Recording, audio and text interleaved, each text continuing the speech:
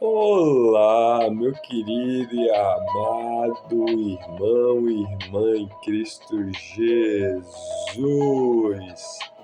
Ser de luz, sejam muito bem-vindos aqui ao meu canal Luz Quântica Vida Diagnósticos. Eu me chamo Pedro Henrique Lucas Bonfim, sou tecnólogo em gestão pública pelo IFRN Natal Central. Sou especialista em psicologia, MBA em negócios, administração de negócios.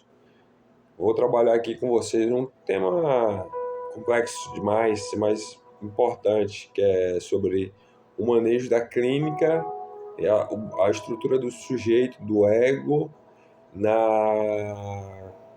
no macrocosmo da sociedade que digere e se alimenta dos egos de sujeito de mercado para com a filosofia política do governo e como as estruturas clínicas, neurose, psicose e perversão vão se dando com o ego e os mecanismos de defesa dele. O título do tema de hoje é A Topologia do Poder e o Sujeito da Falta, uma análise lacaniana das estruturas clínicas como filosofia de governo. O Estado como um grande outro. Sim, o Estado é o grande outro. O Estado é o que mantém a organização societal. Sem o Estado, sem as pessoas, sem o etos políticos, quer dizer, a gente ficaria desbussolado, né? A gente ficaria desorientado, a gente ficaria perdido no espaço. E essa perdição no espaço leva à crítica, leva à dúvida, leva ao fascismo, leva ao anarquismo e leva ao comunismo.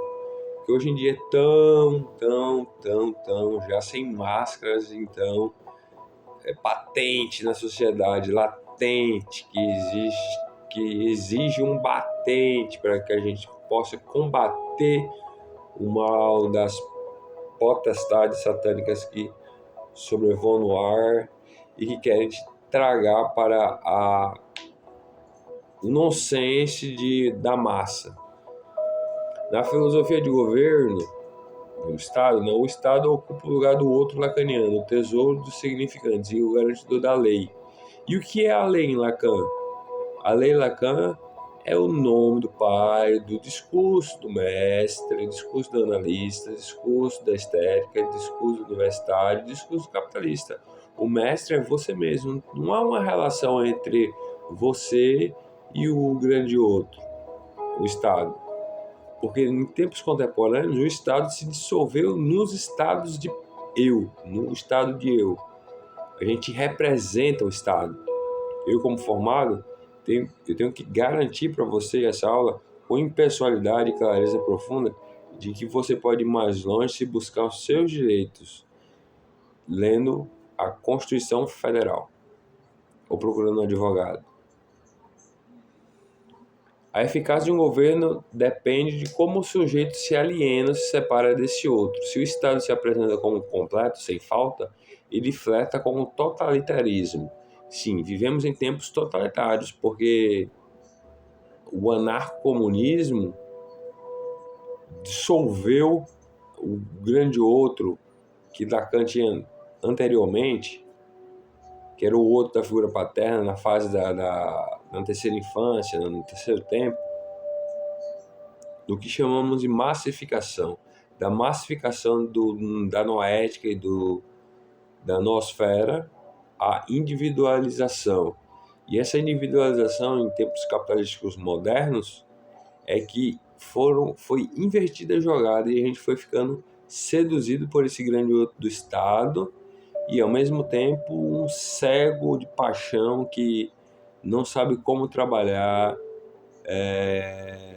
seja individualmente ou socialmente, mas a gente deve estar voltado para o social, porque é aqui onde o seu individual, vai aprender com o meu capital social para se proteger das demandas do outro, da figura do outro, do seu outro, que é a sua sombra, o seu lado yang, do karma, das consequências, da negatividade, da polaridade negativa. A neurose é a democracia liberal, o desejo do outro. do grande outro, né, do outro. A democracia liberal baseia-se na estrutura neurótica, histeria e obsessão. O governo sustenta a dúvida e o conflito, e o cidadão neurótico vive em uma busca incessante por reconhecimento. A defesa aqui é o recalque. O sujeito aceita a lei, o nome do pai, que é a lei, a Constituição Federal, a normatividade, mas vive o sintoma da insatisfação constante, porque o Estado não consegue prover as necessidades de que o Estado, ao tentar se assemelhar a Deus, a prover a polis, na polis, os fundamentos basilares da constitucionalidade federal do Brasil, existe uma ruptura entre essa governança, esse tipo de governo, filosofia de governo, que é uma democracia, uma forma de democracia, e o pensamento obtuso, o pensamento obscuro, o obscurantismo, o misticismo por trás das formas de democracia, o misticismo por trás das formas de oculto, de governos ocultos ou de sociedades paralelas, sociedades que são paralaxes e paralaxes que vão para lá. Psicose e o recalque. Quando o sujeito recalca, o Estado começa a cobrar de você a receita, e a receita tem que estar de acordo com as despesas para ter o equilíbrio orçamentário do balanço psíquico na defesa do eu.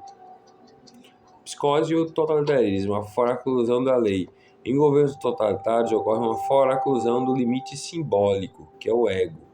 O ego não pode estar dissipado no grande outro, que é a sociedade também. O seu grande outro é o que está do lado de fora. Não o pequeno outro. O pequeno outro é o outro que como a gente conhece, aqui tudo bem. Mas o grande outro é aquele que está inconscientizado e sendo oprimido. É oprimir ou não oprimir. Isso depende. Qual forma de opressão existe? Porque há formas de opressões hoje em dia que são opressões simbólicas, mas positivas. Derradeiramente positivas. O que não vem para destruir serve para amadurecer e construir. O líder não representa a lei, ele é a própria lei. Quando o nome do pai, o limite, é expulso, o que resta é o retorno no real, através do terror, da vigilância absoluta e da paranoia de Estado. Isso é muito simples. A paranoia de Estado é que existe um estado de Estado. O estado do Estado é o estado no qual o status quo do Estado está situado como uma forma de autonomia individual de contemplar esse estado do Estado, a visão que você tem do Estado como cidadão. E essa visão é que você baliza o Estado da forma como você quer interagir politicamente na gestão estratégica do Estado, sabendo que o Estado é que lhe oprime, o Estado é que lhe provê as demandas do seu outro, e o Estado é que te garante a constitucionalidade dos seus direitos e deveres enquanto persona cidadã numa Constituição cidadã que está sempre em evolução. A perversão e neoliberalismo, a ética da denegação. A filosofia de governo neoliberal opera na estrutura da perversão. O mecanismo é a desmentida. Eu sei que o mercado é predatório, mas mesmo assim age como se ele fosse a solução. O governo perverso coloca o cidadão na posição de um instrumento de gozo, um instrumento de ego, do capital. Ou seja, no meu caso, meus livros. O gozo, cada livro é um manejo clínico, literário, de ficção fantasia, mas que quer dizer que esse instrumento de gozo vai te levar ao capital, que é o silêncio, do vazio, do void. E quando a gente fala em outro, a gente fala também na Cabala do Da'at, o void, ou seja, pulsão de morte, o que está dentro de você aqui no peito, que simboliza a morte da identidade. E nessa crise de identidade contemporânea que estamos passando, existem diversas maneiras de que podemos estar vivendo em tempos feudais, tempos de feudalismo, tempos de neoliberalismo feudal ou de idade das trevas, como aconteceu na Europa. O biopoder e o objeto A. Lacan chamou o objeto A de mais de gozar. Na governabilidade moderna, a gestão da vida biopolítica foca em produzir e capturar esse resto. O governo não apenas proíbe, mas administra o que sobra, o lixo, o desejo insatisfeito e a vida nua. A vida nua e esse desejo insatisfeito é que a gente precisa consumir. Porque quanto maior está a demanda, mais cara vai ficar a oferta sobre o produto do objeto A, no qual a demanda está sendo requerida e requisitada, e bem alimentada no real, que retorna como ego psicopatológico de uma fenomenologização psiquiátrica, ou seja, uma psicose, uma perversão, uma neurose. A paranoia do Estado e a imagem do inimigo. A defesa do ego através da projeção paranoica é uma ferramenta de governo. Ao criar um inimigo externo, o outro invasor, o Estado unifica o eu da massa. Na topologia lacaniana, isso é uma tentativa de estruturar a divisão do sujeito através do ódio ou semelhante. Sim, quando nós nos tornamos adultos, vamos crescendo, essa compreensão de outro, essa compreensão de vazio, não é somente a compreensão do coletivo, da força do coletivo, mas sim o direito social que você tem sobre o coletivo. Entendeu bem? Isso significa que você é uma pessoa de sociabilidade, mas que deve não se contaminar pela sociabilidade do outro, porque a gente não sabe quais são as intenções do outro, a gente não sabe o que pode acontecer com o outro, nem com você, nem com o outro. Então, a falta como motor da economia política. Um governo eficaz, sob a ótica lacaniana, não promete a felicidade, completude, mas gerencia a falta. Está sempre gerenciando a falta, sabe por quê? É governo de esquerda, governo que quer tirar, para deixar a dependência do que foi tirado, o objeto A, ou seja, a expropriação, para depois se apropriar do que foi manejado ali como lucro e depois fazer investimento. A falta como motor da economia política. Um governo eficaz não promete a felicidade completa. O capitalismo sobrevive porque o segredo é o objeto consumido nunca que o objeto consumido nunca satisfaz. Se a falta fosse preenchida, o sistema de troca e o governo colapsaria. Sim, se você colocar as formas de governo doutrinas vermelhas, anarquismo, socialismo, comunismo, totalitarismo, fascismo e teoria de gênero, você teria o colapso total da sociedade. Mas esse colapso só não acontece por causa do capitalismo, por causa do livre associação de mercado. O atravessamento do fantasma e a emancipação política. A cura na análise lacaniana é o atravessamento do fantasma. Quando o sujeito percebe que o outro, o Estado, o pai, não tem todas as respostas. Uma filosofia de governo emancipatória, anarquista, comunista e libertária, seria aquela que convida o cidadão a assumir sua própria falta e responsabilidade, sem buscar um mestre que o complete. Vamos lá. Democracia, recalque, cidadão desejante, satisfeito, totalitarismo, fora a inclusão, massa identificada ao líder, paranoia, neoliberalismo, denegação, sujeito como mercadoria, fetiche. Então vamos voltar aqui, ó. A topologia do sujeito, o eu como fortificação. A análise do fascismo começa na construção do ego como uma unidade imaginária rígida, diferente da subjetividade aberta. O fascista constrói um eu que funciona como uma armadura contra a alteridade. A topologia aqui é a da exclusão, onde o interior deve ser mantido puro e o exterior é depositário de tudo que é objeto. Ora, em tempos de crise social, de colapso de sistemas, somos todos fascistas, mas não fascistas dos fascistas. Por exemplo, o fascismo do fascista seria dizer que você é um anarcocapitalista.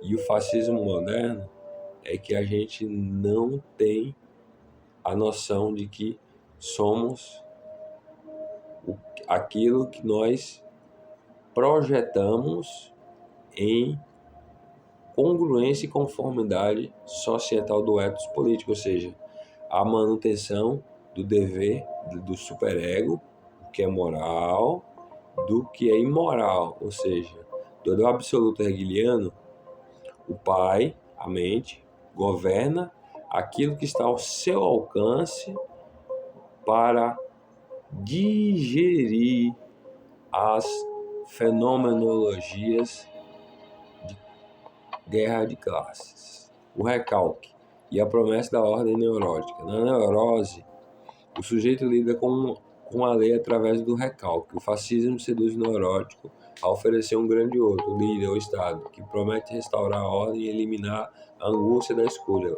O eu não sou outro, aqui é o esforço de recalcar a própria ambivalência em troca de uma identidade coletiva estável. Sim, essa identidade coletiva estável são as profissões, são as classes sociais. Por exemplo, no meu caso, eu, especialista em psicologia, aprendi muito a ter composturas. E essas composturas vão se absorvendo e absorvendo. Absolvendo e absorvendo. É como se não houvesse um outro, realmente um outro. É como se não houvesse nem um outro do outro, nem um outro. E é como se, declaradamente, eu não fosse outro você. Eu não sou seu outro você, porque o outro não existe. É o inconsciente. Quanto mais inconsciente você estiver, mais sonolento você vai ficar em relação ao contato da cidadania entre religiosidade cristã católica e capitalismo, que é a única forma de governo que funciona, que comoveu as commodities das doutrinas vermelhas para serem produto de mercado marginal, societal de consumo da proto-burguesia, ou seja, do anarquismo. A denegação, a fracusão e o retorno do ódio no real. A psicopatologia do fascismo flerta com a estrutura psicótica quando opera a fracusão do nome do pai, a lei simbólica que permite a convivência com a diferença. A lei simbólica é a virtude, a sabedoria, a lei simbólica é o ego, e o ego é o que coloca o outro para te proteger, o véu de Maia, e mesmo assim você ainda tenta se amar, se preservar, se reconstruir, se manter de pé. Quando a alteridade é fora a coisa do simbólico, ela retorna de fora no real, sob a forma de um inimigo que deve ser exterminado, justificando o delírio persecutório fascista. Isso é muito comum hoje em dia, da paranoia, a gente negar o Estado, negar a sociedade, negar o Estado. Mas, ao mesmo tempo, é um convite que o Estado, a engenharia do Estado faz para que nós precisamos negar essa negação, que o Estado não presta, não existe isso. No Brasil há uma falta, e essa falta só pode ser suprida pelo diálogo com o Estado, com os direitos, indo atrás dos direitos, no Estado, na constitucionalidade, não numa selvageria onde o anarquismo governa sem lei. Não a lei simbólica, mas a lei constitucional. Por exemplo, educar, curar e governar são os três impossíveis, e aqui estou eu na minha missão. Muito obrigado. A denegação. O segredo do capitalismo reside na estrutura perversa da denegação. Eu sei que o sistema é destrutivo, mas continuo agindo como se não soubesse. Isso é típico do neurótico. O fetiche da mercadoria substitui o laço social, transformando os sujeitos em objetos e permitindo que o fascismo use essa desumanização como ferramenta de controle. Sim, mas nos meus livros você está aí, totalmente fascistizado, sem saber que é fascista. E ainda xingando direitistas e fascistas. Aí você vai lá e encontra essa desumanização. A desumanização por quê? Porque falta conhecimento educativo na pessoa, falta docilidade, falta docência, falta amabilidade. E essa diferença é que o real, no ontológico, vem do montico que pode ser fenomenalizado para o ontológico, ou do ontológico fenomenalizar o que vem do ôntico. Entre o ôntico e o ontológico reside uma grande diferença consciencial, que é o abismo da intersubjetividade. Eu não sei o que se passa no ontológico. O ontológico, ninguém sabe o que se passa. Pois não, se passasse, se fosse visto, seria muito simples o paradigma de Schrödinger e a teoria da relatividade geral de Einstein estarem enganadas. Por quê? Porque assim seria a singularidade máxima. Isso daí seria um crime perante o Estado. O líder como objeto A causa do desejo fascista. Lacan define o objeto A como aquilo que falta e move o desejo. No fascismo, o líder se coloca nesse lugar de preenchimento da falta. Ele promete que, ao segui-lo, o sujeito recuperará o gozo perdido, o ego perdido, a angústia, a castração. É a captura da pulsão de morte para fins de manutenção do poder capitalista. Sim, o poder capitalista está sempre recriando, criando coisas novas e não misturando coisas antigas para coisas novas. A mais-valia e o mais de gozar. Conectando Marx e Lacan, esse tópico explora como o lucro do capitalista tem um correlato psíquico, o gozo excedente. O fascismo é o sistema que organiza esse mais de gozar através do ódio. O prazer em segregar o outro é o dividendo psíquico que o sistema paga às massas para compensar a exploração econômica. Ora, você tem que explorar o seu nicho de mercado, você tem que ter um grau de perversidade para que você continue trabalhando, sustentando o seu ego, mesmo sendo fascista de alguma forma, para que na democracia, você ofereça à democracia uma forma de educação não fascista, mas que leve ao fascismo, porque o fascismo tem a ver com o fariseu. E o fariseu é antítese do neo-evangelho, da Arca da Nova Aliança.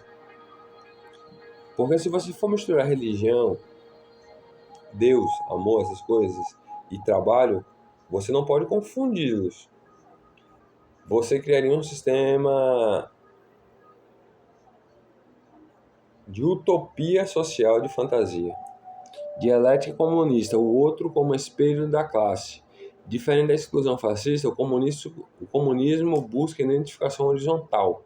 No entanto, o risco clínico é a transformação de uma classe de um novo eu ideal, que pode sufocar a singularidade. A tensão aqui é entre a solidariedade e a dissolução do sujeito no outro absoluto do partido. Sim, existe um estado-partido, né, que é o anarquismo e o atravessamento do fantasma. O anarquismo e o atravessamento do fantasma. O anarquismo propõe o fim da dependência do mestre. Clinicamente, isso equivale ao fim da análise. Ora, se o mestre é o superior, o mestre é a moral quer dizer, e não que é imoral, coisas ruins, coisas relativistas e relativizadas, é que isso equivale ao fim da análise. Pronto, você foi lá, aqui, nos seus chakras Sarahara, você está pensando no ontológico, e esse ontológico quer dizer que só você sabe o que vem do seu ôntico, que está conectado no sistema nervoso central. Clinicamente, isso equivale ao fim da análise. O sujeito aceita que o grande outro não existe e que ninguém detém o segredo da felicidade. É a única estrutura que confronta o segredo do capitalismo sem buscar um novo senhor para substituí-lo. O segredo do capitalismo. O segredo do capitalismo é aguentar a ansiedade, porque senão você vai cair num turbilhão de egos, que pode ser positivo ou negativo, uma espada de dois gumes, e que pode acabar se automutilando, se ferindo, pode acabar se oprimindo, a sua própria opressão. Quando você for olhar no espelho, olhe para a sua opressividade, mas não sendo oprimido por ela. Tente neutralizar, balizar para que fique equilibrado. Aí você não terá desequilíbrio psíquico.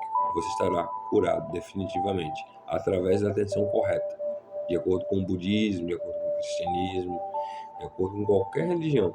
Tudo depende da concentração correta, esforço correto e psicologia positiva correta. A ética da psicanálise frente ao fascismo. O encerramento do tema foca na resistência subjetiva. Se o fascismo diz eu não sou o outro, a psicanálise responde o eu é um outro. Reconhecer a própria divisão interna e a própria falta é o único antídoto real contra a totalização fascista e a sedução do fetichista do capital.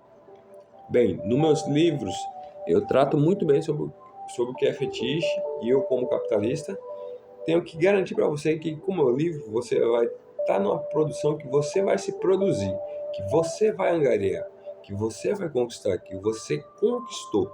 É só adquiri-lo. Então, para um escritor, eu, Pedro Vieira Lucas Bonf, dos meus 3 e-books, esse grande outro, que são os e-books, não podem ser chamados de seu ou meu. É meu que é meu. Eu escrevi, mas aí quando você compra, você passa a falar que é seu livro. Então você começa a ter o direito sobre o seu livro que você comprou, adquiriu através de mim, certo? Da minha venda, da minha labuta, da minha técnica, do meu intelecto, da minha inteligência, da minha sabedoria, sem romper com um segredo do capitalismo, que é a ciência de mestrar com algum grau ali de denegação a perversidade de amar como ser amado ou desejar que o outro deseje que eles te amam, porque eles te amam se você se ama. É muito simples. Então, se você se ama, por favor, compre meu livro, você não vai ficar chateado, eu prometo. Você vai aprender a se destacar, aprender a criar novas ideias, aprender a fazer de um pouco de nada algo de tudo que é bom e de melhor, e você vai cair numa imersão que você vai se apaixonar e vai e vai saber que esse escrito, meus escritos literários são mais que uma obra de literatura, são obras de milagre. Os meus escritos são obras de milagre. Porque no tempo que eu escrevi, lá para os 27, 26 anos, era muito novo, muito jovem. E é uma odisseia, um mito, uma lenda, uma prosopopeia, que cada livro narra uma crônica, uma história, algo baseado nos reais, no real, no factídico, mas que não é só meu, é uma criação do direito social meu. Se foi eu que escrevi, lógico, eu tenho a razão sobre minha propriedade. E no capitalismo a gente tem que ter essa motivação da propriedade para a substancialidade, que ou seja, a substância que você criou, a substância que veio até você está na alteridade, mas a propriedade que você criou é sua. Quando você vende, você não está vendendo seus direitos autorais, você está vendendo o produto que você criou através do seu intelecto, que é sua propriedade, o seu capital simbólico. Aí você vende e começa a mestrar, começa a criar discípulos, começa a criar alunos, começa a criar estudantes, começa a criar críticos, e esses críticos vão te enobrecendo cada vez mais. Porque se não fosse as adversidades, como seria a polis grega do agalma de um livro que é pensado em amabilidade e ética social? Seria na nuance da perversidade, que é uma fantasia travestida de gozo, é um gozo fantasístico da travessia, da passagem ao alto, mas que não quer dizer isso, quer dizer o segredo do capitalista. Muito obrigado por ter assistido toda a videoaula, espero que tenham gostado.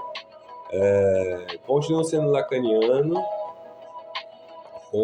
e aprendendo cada vez mais, assim que eu leciono, e é um tema bastante complicado, espero que vocês tenham entendido o básico, para que você não retorne como um real algo que te deixa aterrorizado, que te deixa assombrado, que te deixa fenomenalizado no outro, no sonho do outro, que não é você deve se impor para ter, se impor para conquistar, se impor para obter, o lucro mais de gozar, que é a saudação da venda. Tem que trabalhar e para satisfazer o desejo do capitalista, do produtor, os outros têm que comprar. Então, enquanto eles especulam que já sabem, vamos ensiná-los a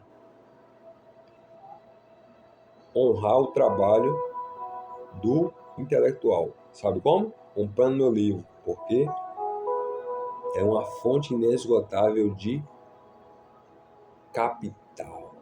E o capital é que no livro é um fantasma. E o fantasma é o tabuleiro de xadrez que meu bom pai me ensinou.